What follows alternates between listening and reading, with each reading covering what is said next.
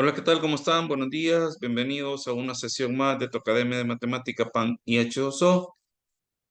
Ayer, debido pues a la situación telúrica que vivimos acá en Usulután, pues la sesión de la clase de avanzo la suspendimos y razones obvias, ¿verdad? Del por qué decidimos eso, pero hoy te presentamos, ¿verdad? Un pequeño avancito de lo que será esa prueba o ese curso para esa prueba y te daremos un pequeño avance de ejercicios de la materia de ciencias físicas o de la materia de ciencias en el área de ciencias físicas para que tú te animes a inscribirte con nosotros para que puedas aprobar este examen de una manera muy positiva.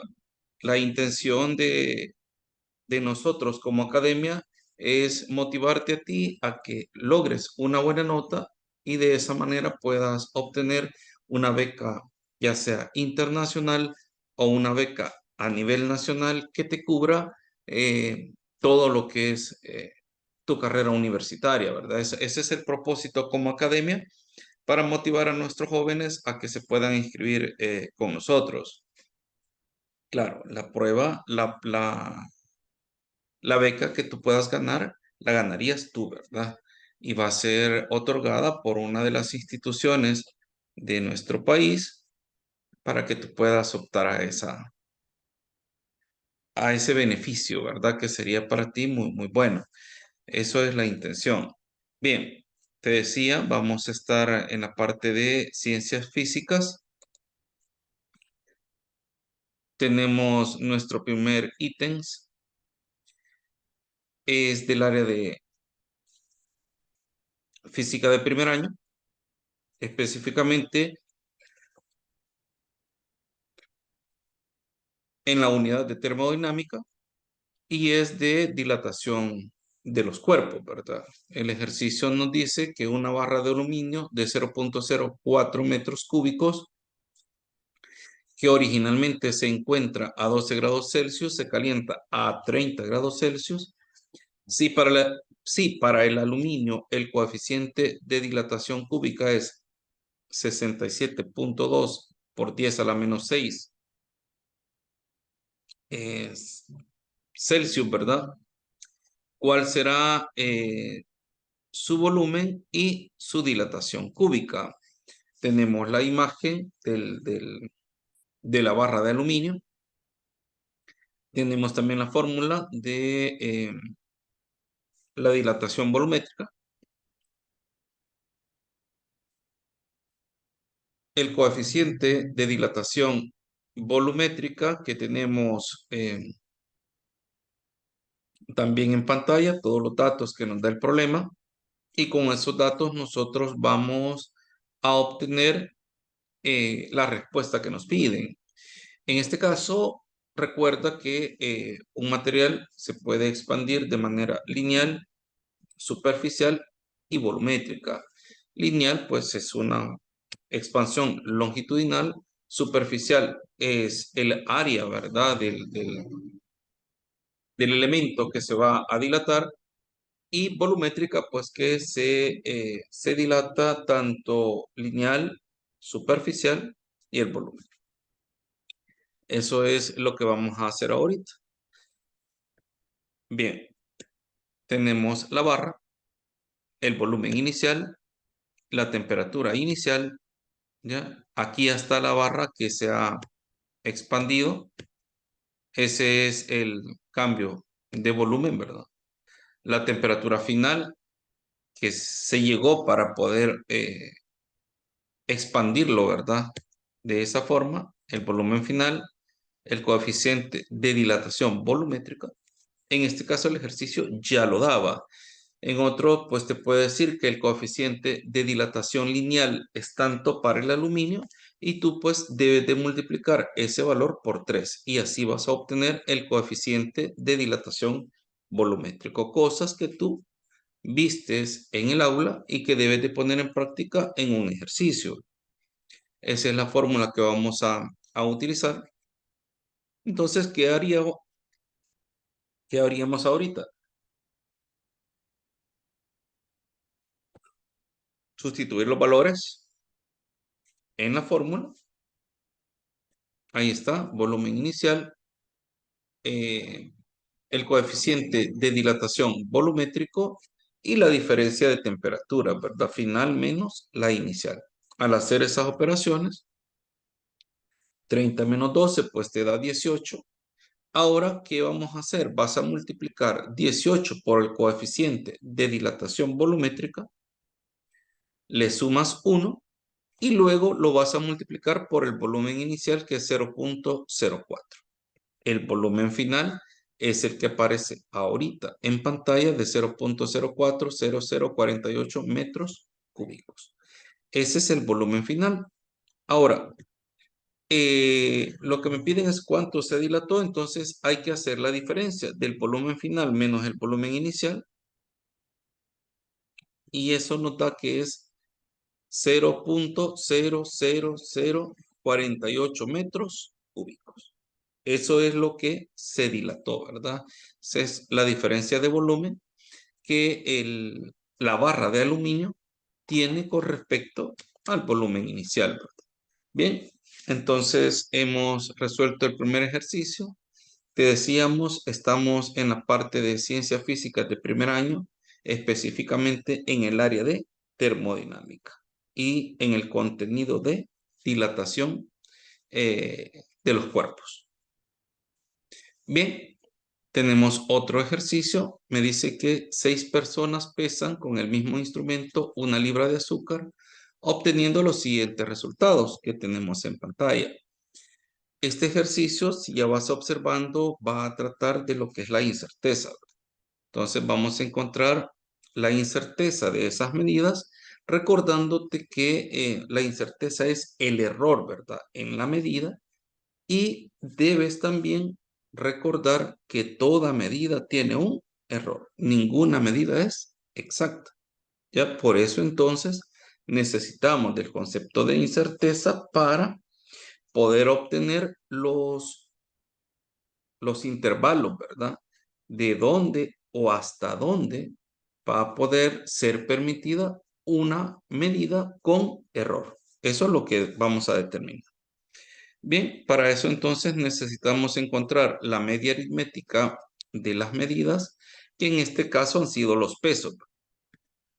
Bien, ¿qué sería eso? La sumatoria de todos los pesos desde 440.2 hasta 442.1.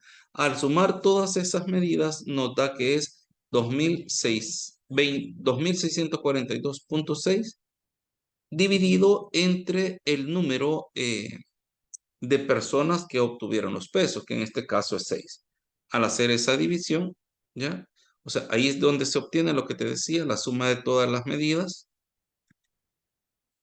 Y al hacer la división de 2642.6 entre 6, me dice que la media aritmética de los pesos es 440.4 gramos, ¿verdad?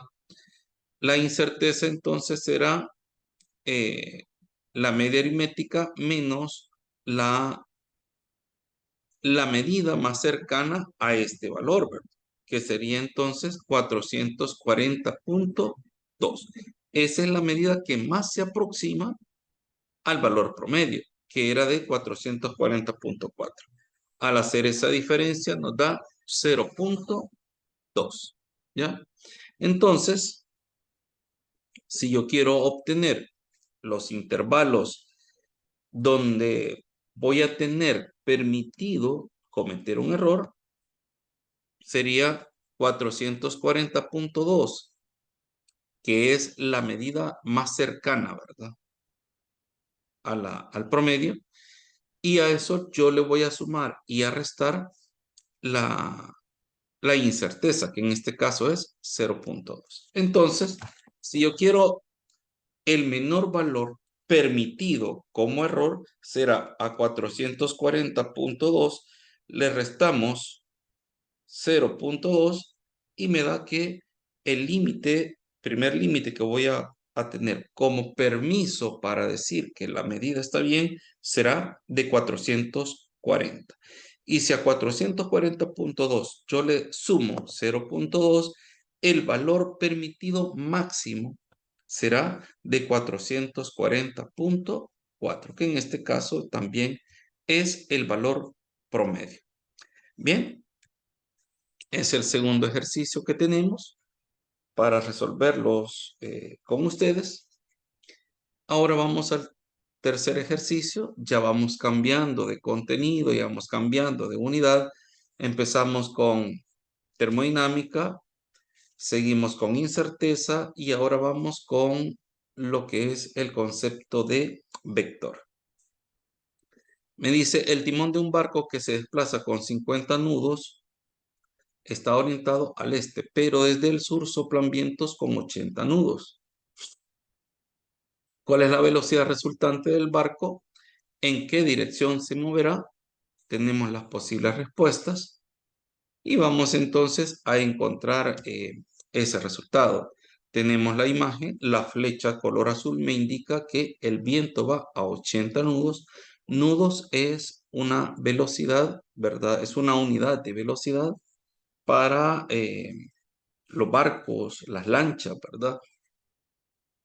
Entonces, empecemos. Ese es el barco, ¿verdad? Que lleva una velocidad de 50 nudos, va hacia el este. La flecha entonces será hacia la derecha.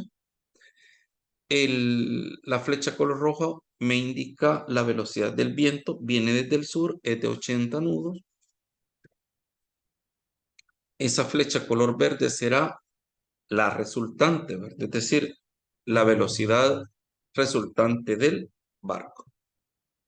¿Cómo vamos a obtener entonces esa velocidad? Haciendo uso del teorema de Pitágoras, porque lo que se nos ha formado es un triángulo rectángulo. Ahí está. La suma de los catetos, la suma al cuadrado de los catetos, ¿verdad? Entonces, eso será, la velocidad será 10 raíz cuadrada de 89. Y la unidad serán nudos. Para encontrar el ángulo es el lado opuesto sobre el lado adyacente. De esa manera, 80 entre 50, la tangente inversa de eso es 57.9. ¿Ya? Esa es la respuesta.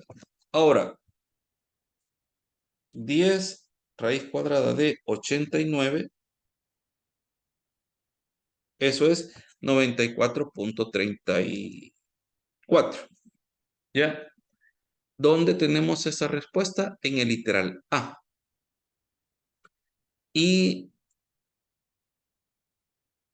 la respuesta que está de una manera expresada como 32 grados al sur del este, ¿ya? Quiere decir que es una medida, en este caso, ¿verdad? Al sur del este significa que va a partir del este hacia el sur, ¿ya? Y la respuesta es de 32 grados, ¿ya? Esa es la respuesta. Nosotros la obtuvimos porque lo medimos en el semieje positivo de las X, ¿verdad? Como nos dio positivo, que es 57.9, es aproximadamente 60 grados. Es la misma respuesta expresado de otra manera, ¿verdad? Bien, ya tenemos entonces el ejercicio concluido. Esperemos que vayas comprendiendo y te sirva de buena forma, ¿verdad? La explicación. Otra cosa que debes de tener también es una observación. Si te fijas, todas las respuestas nos aparecen como en la dirección, ¿verdad? 32 al sur del este, 34.95 nudos es la magnitud, ¿verdad? 32 al sur del este, en el literal C lo mismo, y en el literal D lo mismo. Significa entonces que ya la dirección de la velocidad resultante del barco ya la tenemos. O sea, no podemos estar alejadas de esa respuesta porque entonces estaríamos errando el resultado. Solamente debemos de comprobar que la magnitud de la velocidad sí sea la correcta, la que nos dan en el problema. Y ahí se nos dio, ¿verdad? 94.34 nudos. Entonces, la respuesta es el literal A. Siguiente ejercicio. Me dice, un tren va a 227 kilómetros por hora, recorre 2 horas en llegar a la ciudad A la B, de la ciudad A la B. ¿Cuál es la distancia que existe entre las ciudades? Tenemos las posibles respuestas. Tengo el tren que viaja a esa velocidad, parte de la ciudad A hacia la ciudad B, la distancia que separa a las ciudades, el tiempo que tardó en recorrer esa distancia es de 2 horas y estamos en presencia de un movimiento rectilíneo uniforme. Significa que la velocidad no va a cambiar, es una velocidad constante, por lo tanto la aceleración es igual a cero. Y si eso es así, el movimiento es un movimiento rectilíneo uniforme. Me piden la distancia, hay que despejarla. Entonces la distancia es el producto de la velocidad por el tiempo. 227 por 2 horas, eso me dice que la distancia a la que se encuentran separadas las dos ciudades es de 454 kilómetros. Y ahí hay errores, bueno, que tú debes de ser bien observador. Todas las respuestas, ¿verdad? El literal A y el C están en metros. El literal B está como metros por segundo. Eso no es una unidad de distancia, sino que es una unidad de velocidad. Por lo tanto, tú al observar las respuestas debes de ir descartando. El literal B no lo puedes tomar como una posible respuesta porque la distancia no se mide en metros por segundo. 2.27 metros es una distancia bien pequeña que no la puedes recorrer en 2 horas.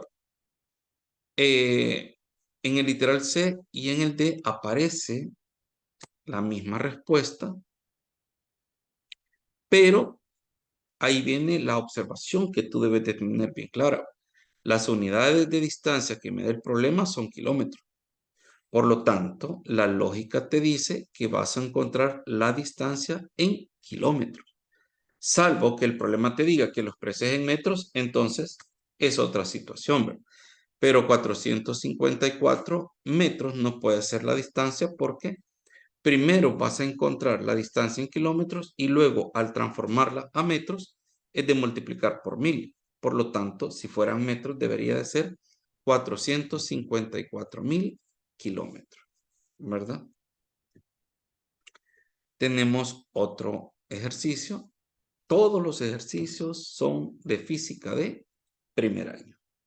Un niño parado en un puente lanza una piedra verticalmente hacia abajo con una velocidad inicial de 14.7 metros por segundo hacia el río que pasa por abajo del puente, ¿verdad? Si la piedra choca con el agua 2 segundos después, ¿a qué altura se encuentra el puente del agua?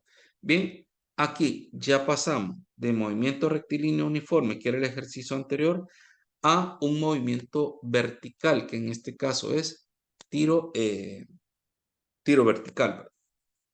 Recuerda que tiro vertical es cuando tú lanzas un objeto con una velocidad, ¿verdad? Y caída libre es cuando tú dejas o cuando cae libremente un objeto donde la velocidad inicial es igual a cero. Y en el tiro vertical la velocidad inicial es diferente de cero. Tenemos las posibles respuestas. Aquí ya lo tenemos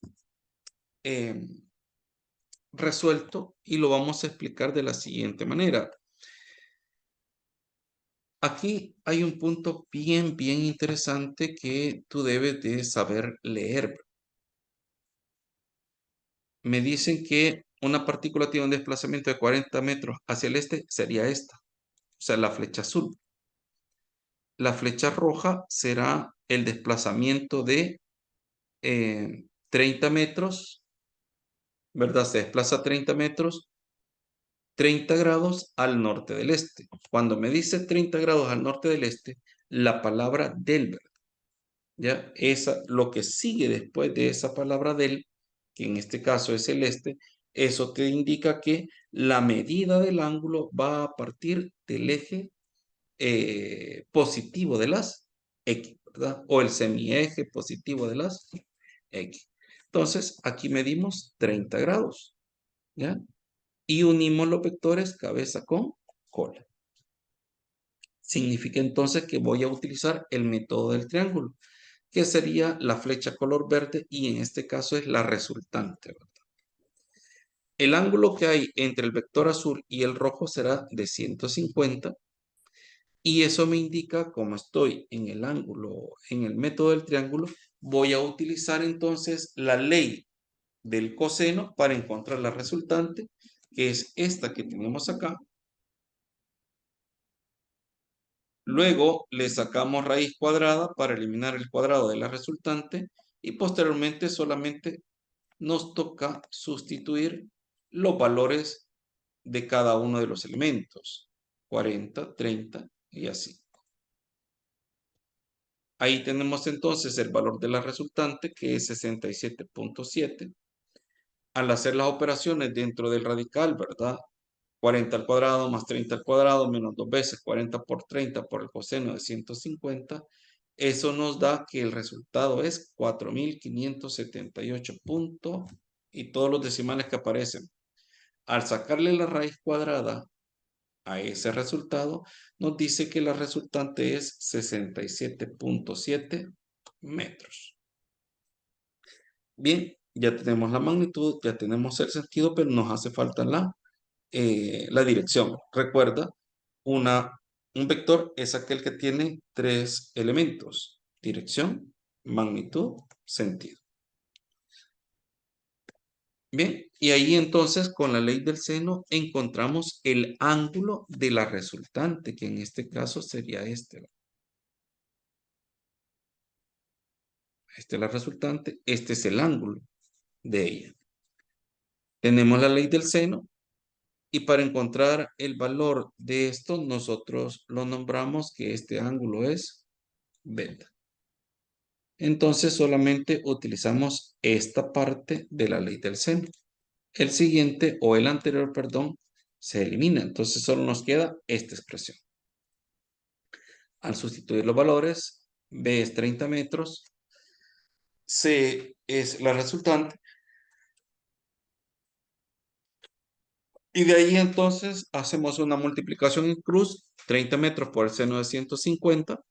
La magnitud de la resultante multiplicado por el seno de beta. Al despejar beta nos queda que el seno inverso de 30 por el seno de 150 entre 67.7, al hacer todas esas operaciones y sacarle el seno inverso, nos da que el ángulo es de 12.8. ¿Verdad? Bien, con esto entonces hemos dado un pequeño avance de lo que tendremos en este curso de preparación para tu prueba avanzo y que tú al contactarnos tienes el beneficio de poder inscribirte al 2 por 1, dos estudiantes por el precio de uno. Así que llámanos, ¿verdad?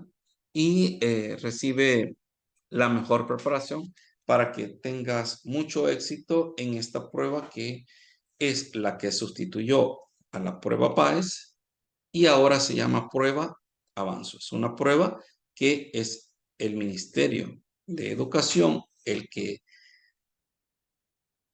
¿cómo se llama? El que te evalúa para saber cómo están los conocimientos tuyos durante tu educación media. Así que sin más que hablar, nos despedimos, no sin antes desearles un maravilloso miércoles. que la pasen bonito, que lo disfruten y que nuestro Padre Celestial nos proteja y ya no tengamos sustos como el de ayer. Hasta la próxima. Feliz día.